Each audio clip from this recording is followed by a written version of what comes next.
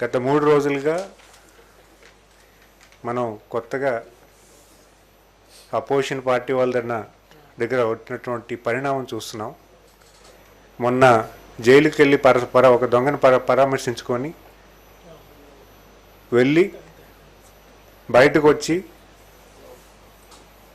ఒక ఎమ్మెల్యే హోదా ఉన్నటువంటి వ్యక్తి అధికారుల మీద ఏ రకమైన తప్పుడుగా మాట్లాడడం, బెదిరింపుగా మాట్లాడడం, చట్టాన్ని తీసుకుని గత 5 ఏళ్ళుగా వాళ్ళు చేసినవన్నీ మర్చిపోయి ఈరోజు కూడా ఇంకా మేము మీ మీద ఇది చేస్తాం అది చేస్తామని చెప్పి ఒక ఫాల్స్ కాన్ఫిడెన్స్ చూపించి ప్రజలకి ఏం మెసేజ్ ఇస్తున్నారనేది తెలియట్లేదు. మరి నిన్న ఎలక్షన్ కోడ్ ఉంటుండగా మిర్చి మార్కెట్కి వెళ్ళి అక్కడిని రైతులకి ఏదో సాయం చేస్తున్నామని యాక్ట్ చేస్తూ, అంటే అక్కడ ఎలక్షన్ కోడ్ ఉంటుండగా ఎలక్షన్ కోడ్లో వెళ్ళకూడదని తెలిసి కూడా అధికారులు మేము ప్రొటెక్షన్ ఇవ్వలేము, మీరు వెళ్ళకూడదు, ఇది ఉల్లంఘన అని చెప్పినా కూడా ఆయన వెళ్ళి అక్కడ రైతులకి ఏదో సాయం చేస్తామని చెప్పి నటిస్తూ ఆల్రెడీ గవర్నమెంట్ రైతుల పక్షాన్ని నిలబడి రేటు ఆల్రెడీ మనం చూసాం, వారం రోజులుగా రేటు పెరుగుతూ ఉంది, రేటు కూడా ఇంక్రీజ్ అయింది, 10,000కి పైన అయింది. గవర్నమెంట్ ఆఫ్ ఇండియాతో వర్క్ చేస్తున్నారు, ప్రభుత్వం పనిచేస్తుంది. అక్కడ పార్లమెంటరీ అధ్యక్షులు అయినటువంటి శ్రీకృష్ణదేవరాయలు ఆయన మాట్లాడుతున్నారు, తెలుగుదేశం పార్టీ పార్లమెంటరీ అధ్యక్షులు. అలాగే సిఎంఎం ఆఫీస్ నుంచి కూడా కాన్స్టెంట్గా గవర్నమెంట్ ఆఫ్ ఇండియాతో టచ్లో ఉండి మిర్చి రైతులకి సహాయంగా పూర్తి స్థాయిలో సపోర్ట్ వచ్చే విధానంలో పనిచేస్తూ ఉంటే ఈయన నిన్న వెళ్ళి నేనే అంతా చేశానని కాన్సెప్ట్లో వెళ్ళి చెప్పుకోవడానికో మరి ఏమో తెలియదు, కానీ ప్రోటోకాల్ లేకుండా, ఒక సెక్యూరిటీ లేకుండా, అంటే ఎలక్షన్ కోడ్ ఉన్నప్పుడు ఖచ్చితంగా సెక్యూరిటీ ఇవ్వలేరు. ఎలక్షన్ కోడ్ ఉన్నప్పుడు వెళ్ళకూడదని చెప్పడం జరిగింది. చెప్పినా కూడా మా క్యాండిడేట్ లేరు, మేము ఎలక్షన్లో కంటెస్ట్ లేదు అని చెప్పుకుంటే ఒక ఫాల్స్ స్టేట్మెంట్ ఇస్తూ వాళ్ళు ఆ ప్లేస్కి వెళ్ళడం, ఆ ప్లేస్ అంతా కూడా ధ్వంసం చేశారు. ఈరోజు అక్కడ మిర్చి రైతులు చాలామంది మనం చూసాం మీడియాలో, వాళ్ళందరూ చెప్తున్నారు అసలు వాళ్ళు ఎందుకు వచ్చారో తెలియదు, వచ్చి మొత్తం మిర్చి యార్డ్లో ఉన్న బస్తాలను కొంచెం డ్యామేజ్ చేసి వెళ్ళిపోయారని కూడా చూసాం మనం. మరి ఈరోజు బొత్స సత్యనారాయణ గారు ఆయన వెళ్ళి గవర్నర్కి ఏమో రిప్రజెంటేషన్, మాకు సేఫ్టీ లేదని. మీరు చేస్తుంది ఏ రకంగా భావ్యం? మొన్న వెళ్ళి అధికారులు బెదిరిస్తున్నారు, పోలీస్ ఆఫీసర్స్ని బెదిరిస్తున్నారు. నిన్నేమో సెక్యూరిటీ లేకుండా వెళ్ళొద్దని చెప్పినా కూడా ఏదో సానుభూతి పరంగా వెళ్ళి ఏదో చెప్పేసి మేమే చేసామని చెప్పుకోవడానికో ఏంటో తెలియదు, కానీ నిన్న అసలు వెళ్ళని చోటుకు వెళ్ళకూడదని చెప్పినా కూడా వెళ్ళడం.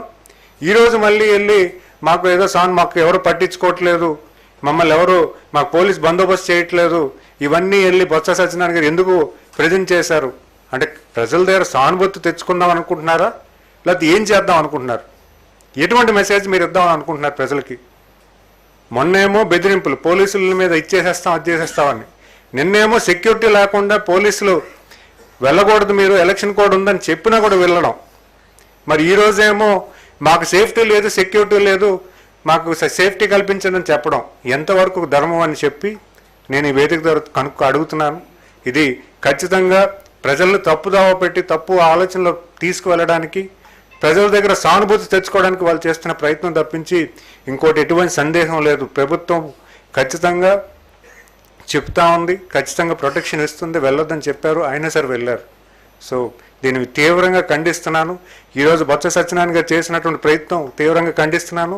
నిన్న జగన్మోహన్ రెడ్డి గారు ఆయన పర్మిషన్ లేకుండా కూడా వెళ్ళడం కూడా మేము తీవ్రంగా ఖండిస్తున్నాం. అది వ్యతిరేక చర్యని. అలాగే మొన్న అధికారులను దురుసు భాషతో మాట్లాడి వాళ్ళ మీద చేసినటువంటి ప్రయత్నం కూడా తప్పుడని చెప్పి ప్రజలకు తెలియజేస్తున్నాను. ఇంతే. Any question? పాలకొండ వెళ్ళారండి. ఎస్ పాలకొండకి వాళ్ళ తాలూకు నాయకులు కలవడానికి వెళ్ళారు.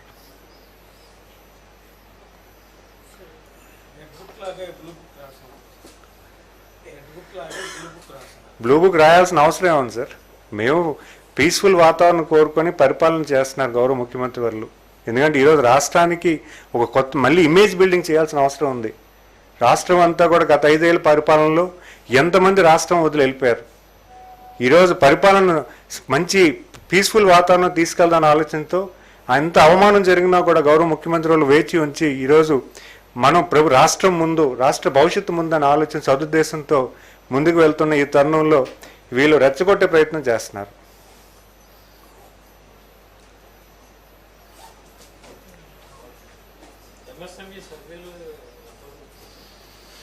ఎంఎస్ఎంఈ సర్వే చేస్తున్నాము. 50% సర్వే కంప్లీట్ అయిపోయింది. మోర్ దాన్ 50% అయిపోయింది.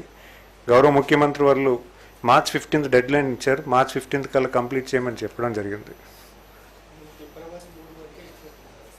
వచ్చారు కానీ టైం ఎక్స్టెన్షన్ అడిగాం. ఎందుకంటే సచివాలయ ఎంప్లాయీస్తో మేము మల్టిపుల్ సర్వేస్ జరుగుతున్నాయి ప్యారలల్గా. సో వాళ్ళు కొంత టైం అడిగారు. సో కలెక్టర్స్తో రెగ్యులర్గా కాన్ఫరెన్స్లు పెట్టుకున్నాం.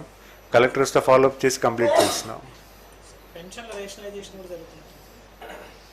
పెన్షనల్ వెరిఫికేషన్ జరుగుతుంది. డిజేబిలిటీ పెన్షన్ అనేది వెరిఫై చేస్తున్నారు అంతే.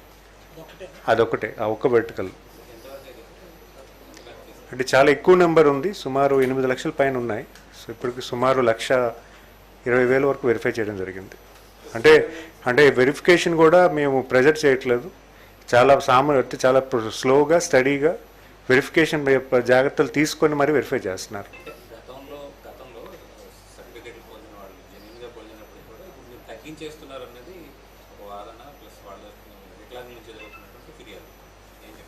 సో ఫిర్యాదులు ఖచ్చితంగా వెరిఫై చేస్తున్నాము. అంటే ఫిర్యాదులు మా ఆఫీస్కి వచ్చిన వెరిఫై చేయమని చెప్తున్నాము.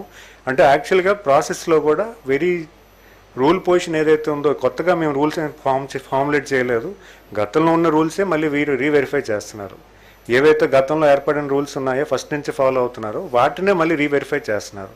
అంటే దీంట్లో ఇంకోటి ఏంటంటే వెరిఫికేషన్ ప్రాసెస్లో చాలా ట్రాన్స్పరెంట్గా ఎటువంటి ఎవరు చేస్తున్నారు, ఏ డాక్టర్ చేస్తున్నారని కూడా ఎవరికి తెలియదు.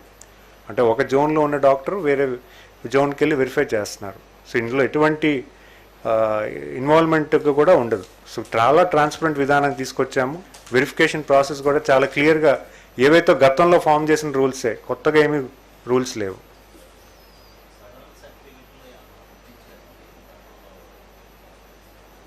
ఇక డేటా మా దగ్గర రాలేదండి. మాకు పర్సంటేజ్ ఆఫ్ కంప్లీషన్ తెలుసు. ఇక డేటా అనేది అనాలిసిస్ మాకు పూర్తి అయ్యాక ఫస్ట్ ఫేజ్ అయ్యాక తెలుస్తుంది. Okay, thank you.